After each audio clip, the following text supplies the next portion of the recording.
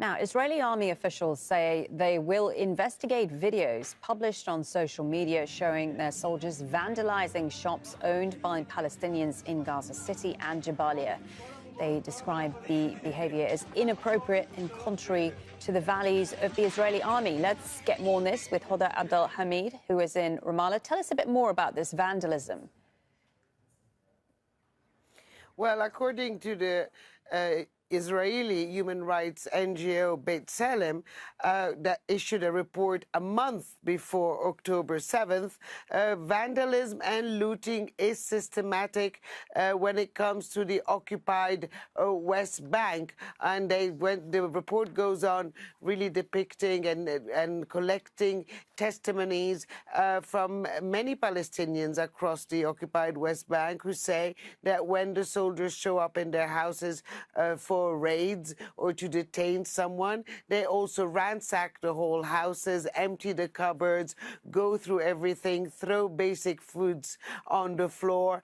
And many also said that they had money and jewelry stolen during some of those raids. So it is not something new. It might have been now happening more because there is that atmosphere of revenge on any Palestinian, regardless of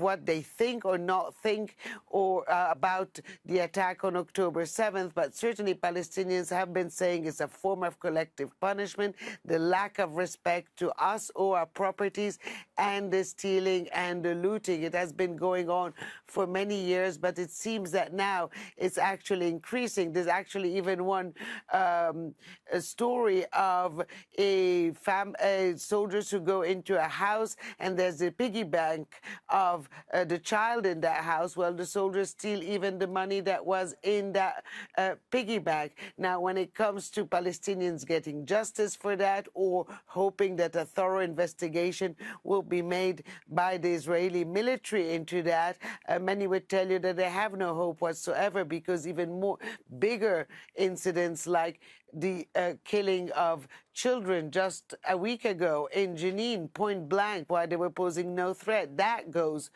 unpunished. So they don't think that the stealing and the looting will stop or anything will change when it comes to them. And many would tell you that Israel is just paying lip service, saying the right thing, but in fact, it won't do anything about it. And Hoda, I believe the Palestinian Authority has organized an upcoming strike. What more can you tell us about this?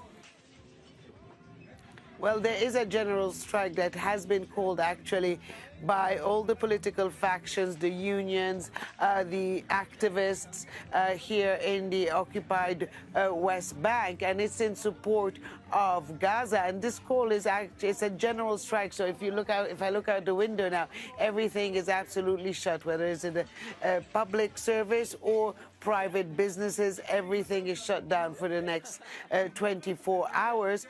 And there's also call for this to happen also elsewhere around the world in support of Gaza, and also to reject the U.S. veto when it comes to a humanitarian ceasefire. And the call is really about putting pressure on the international community to call for a humanitarian ceasefire, and that to come as soon as possible, and certainly to also put some pressure on the United States. Okay, thank you for that. Hoda Abdel Hamid there for us in Ramallah.